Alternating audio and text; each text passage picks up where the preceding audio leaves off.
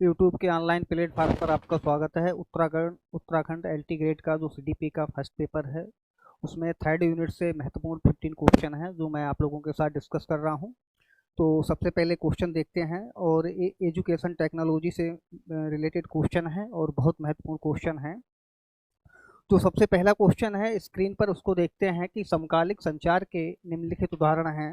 समकालिक संचार के निम्नलिखित उदाहरण है। विकल्प हमारे पास चार हैं। पहला है वीडियो कॉन्फ्रेंसिंग, दूसरा है ऑडियो कॉन्फ्रेंसिंग और विकल्प है आभासी कक्षा कक्ष और ऑप्शन डी है उपरोक्त सभी।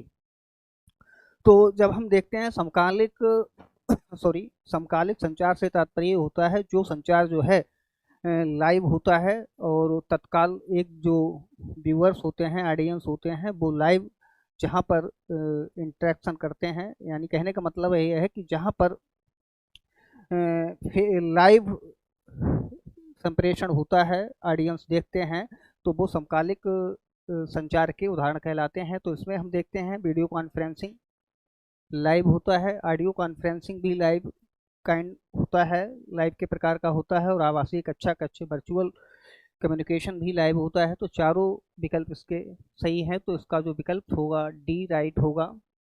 दूसरा महत्वपूर्ण क्वेश्चन है, उसको देखते हैं। अतुल्यकालिक संचार है, ये फर्स्ट वाले क्वेश्चन से जस्ट अपोजिट है। Video conferencing, option B audio conferencing और ऑप्शन सी वीडियो ब्लॉग और ऑप्शन डी उपरोक्त सभी।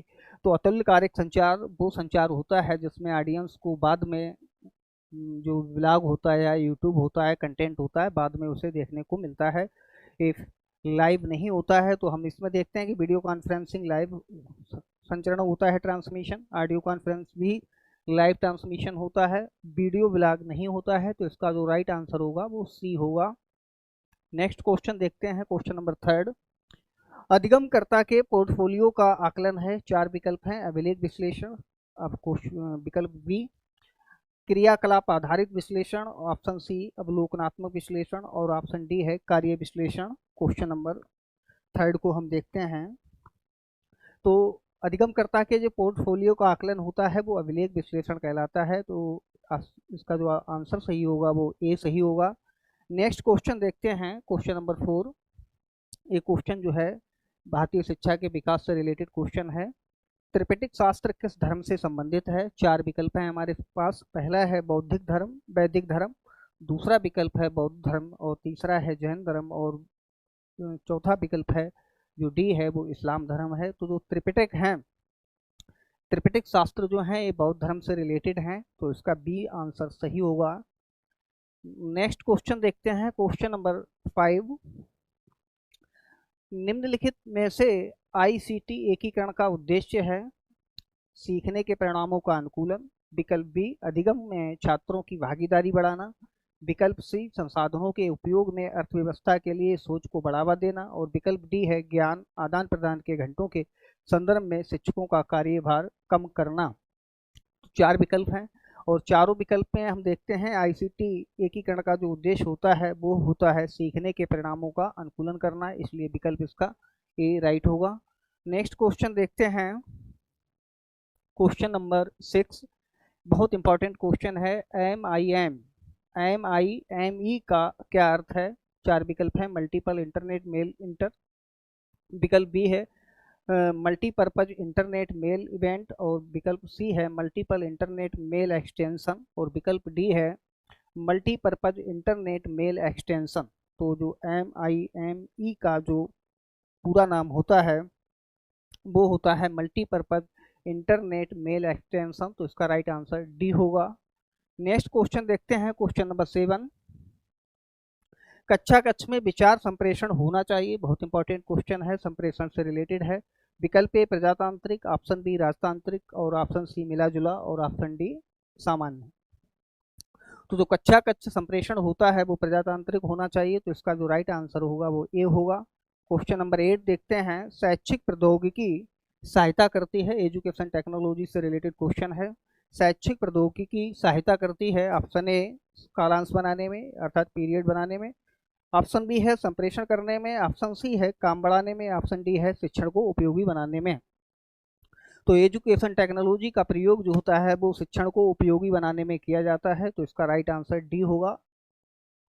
नेक्स्ट क्वेश्चन देखते हैं, क्वेश्चन नंबर 9, निम्नलिखित में से कौन सा एक कथन सत्य नहीं है? सत्य कथन देखना है, नहीं है, बहुत इंपॉर्टेंट क्वेश्चन है। बिलाग वेब बिलाग का संक्षिप्त रूप है।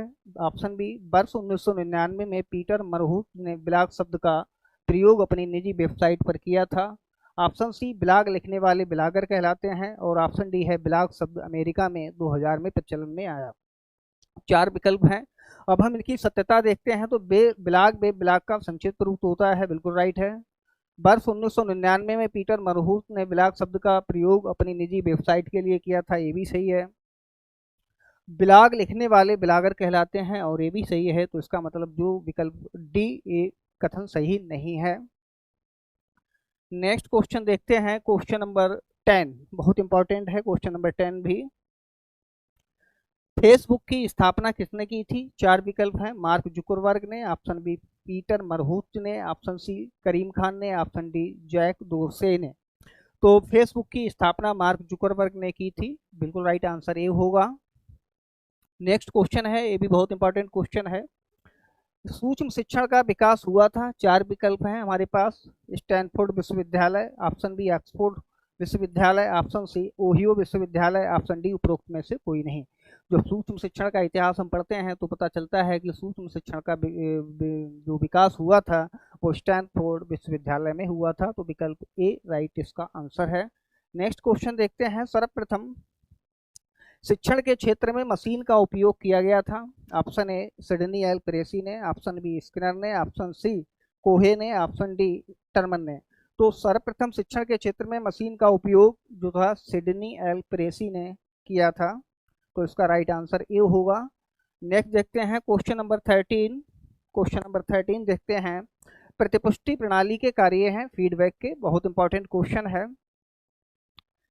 यह प्रक्रिया की गति को लक्ष्य की ओर गतिशील करती है। विकल्प बी, यह प्रभाव की तुलना वास्तविक पथ के साथ करती है, बिल्कुल राइट कथन है।